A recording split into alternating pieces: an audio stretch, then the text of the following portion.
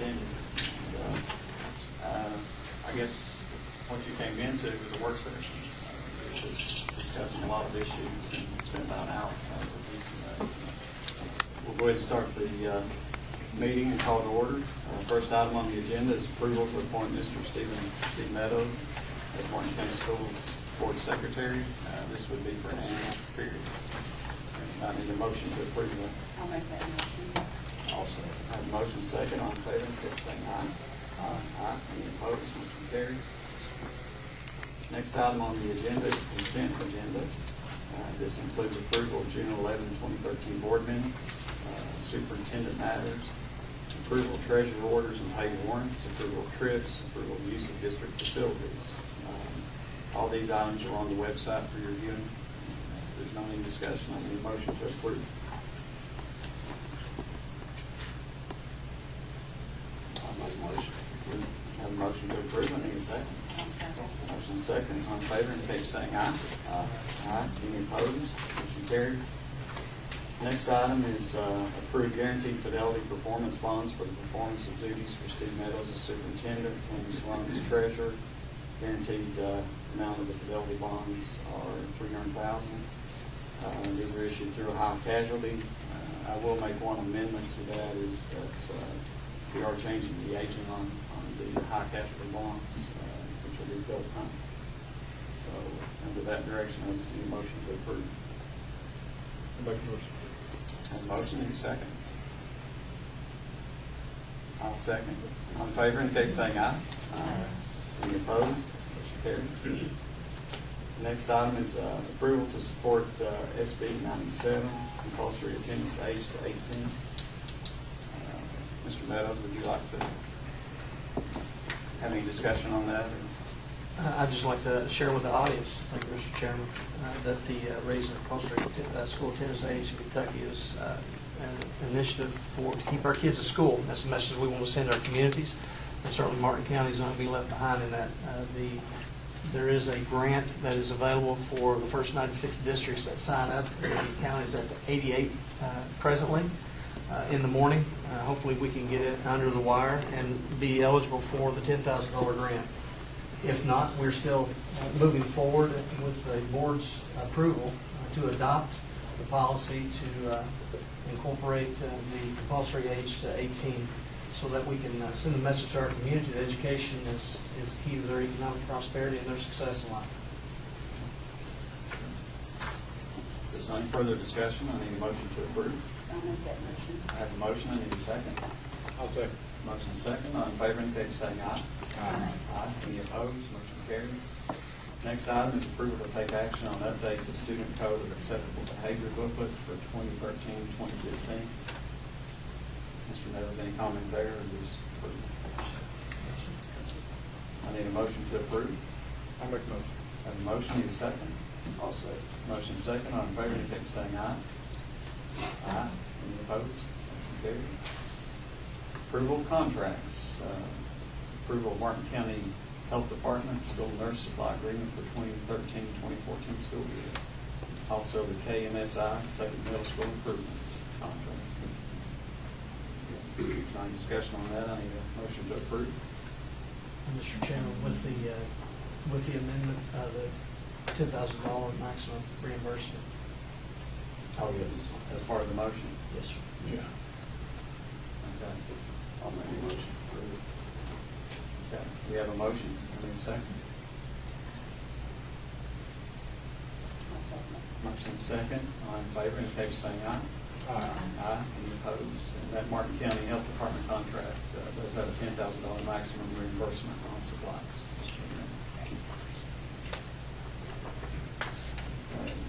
Next item on the agenda is reports, administrative staff reports, school reports. My understanding is there's none. That's a question. Mr. Meadows, is that correct? J.R. Jones, you see. Hello, good evening. My name is Cadet Caitlin Bowens, and I'm going to be talking to you about things that JTC has been doing. Well, we just got done with assisting Energy Express through a reading program. What the cadets did with that was they read and played educational games with young children. And then we are currently doing Wolf Week. It's a camp for younger kids. And our goal is to teach the young adults and children about teamwork and communicating with others. The ages for that is 7 to 12 for the first week, 13 to 18 for the next week. We're preparing to start an early leadership advancement class to help leaders to understand their role and responsibilities for the upcoming year. And our Raiders team is continuing to train for upcoming competitions and for the national competition. It is November 2nd through the 3rd. And our color guard is also continuing with practice for upcoming competitions. Great, thank you.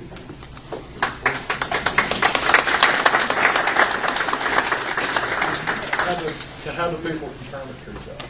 Excuse me? How do people from Kermit treat you all? It was really good. It was really, they enjoyed it. The cadets loved it. Yeah, it's a good reading. It is a good. And they were kind of shocked that we actually got invited to West Virginia to do something. Yeah, well, it's good. So it's kind of, it's a good feeling. Mr. Chairman, Superintendent Meadows asked me to come and give a report on the blasting. Is this in the proper time? Superintendent Meadows? We can do that in new business. Okay. Or if the board chooses to have it now, that would be fine. Ron, if you're ready, we can. Superintendent Meadows asked me to talk to you guys about some of the what's been happening with the building as far as some blasting. I put together some pictures for each of you. Also have an ACT report in there too, since our ACT report came out recently. What's the ACT? Oh, I'll talk to you about it last. okay, I didn't, yeah. What's related to that? Yes. The first thing that you have is, as a result of blasting, it says February 12, 2013 at 4:45 p.m. We had the part of the ceiling in the boys' bathroom fall in. Copacine had sent their engineers to do an investigation. They deemed it was not their fault. There is a report that's here at the board's office to say that this wasn't their fault, but it happened as the blast went off. We did have part of the ceiling to fall in the boys' bathroom. That is the bathroom closest to the front of the building. They were saying due to water damage that just slamming a door could cause this. I understand.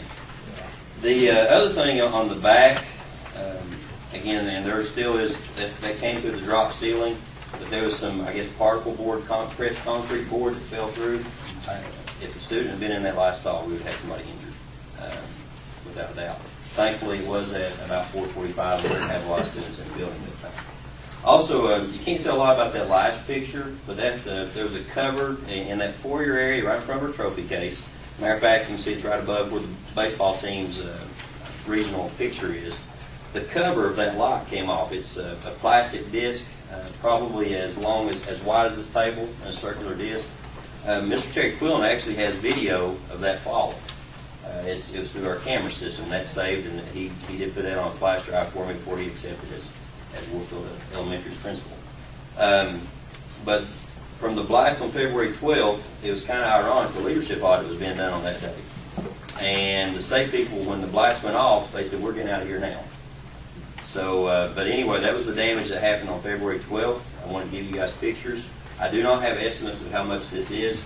When we met with the engineer from Copacine, they basically gave us a thick report that's on file here at the board's office, and it wasn't their fault, and they recommended that we turn this over to our insurance.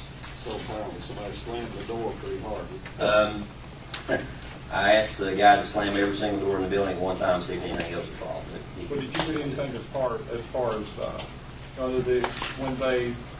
when they went up there and shut them down and they found out that they were out of compliance? Have they told There you? is a report in there of that also. Yeah. Okay. I mean, There's two different settings. The first one is from February 12th, and there wasn't a whole lot other than they came in and gave us a report that has been filed here. I think there's another file, but it's very, very thick. You guys are welcome to look at it. They recommended that we turn it over to our insurance company. But you can see the damage there. And if you guys would like to come by anytime at the high school in Fort Bill, I'll be there the rest of the week. Also, Superintendent Meadows asked me to look at some of the things in front of the building. I wanted to give you guys some pictures. Actually, there's better pictures on Facebook of this than there is that I have here, to be honest. But you do have pictures of the rock that was out front, and I'm not talking about the football field. But there was a rock right out in front of the building. You can see where they had cleaned their cleanup efforts that evening. Again, Mr. Quillen, who was our school safety director, took some of these pictures. The next picture is one of the biggest pieces of damage. That picture is taken the same day. That's in the blacktop close to the edge of the road. And then I took some pictures today, and the very first picture in the top left is that same hole. You can see where the mud's kind of settled into it and things like that. But those 6 pictures are basically all the damage to concrete in front of the building. So, or I'm sorry, either concrete or blacktop, whichever. One of the things in their report is Copacing has agreed that they would fix the parking lot, quote unquote. I think it's in that report to our satisfaction. That hasn't been done yet. The next page, one of the reasons why Mr. Quillen took this picture was you can see where the rock actually, how close it was to the cars.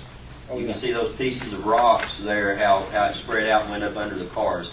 And I added that picture in there just kind of give you guys a perspective that we were very close to having some major car damage in there too. Actually, here's a picture you can see how close it was. But that deals with May 20th. That was the day of the district softball and baseball tournament.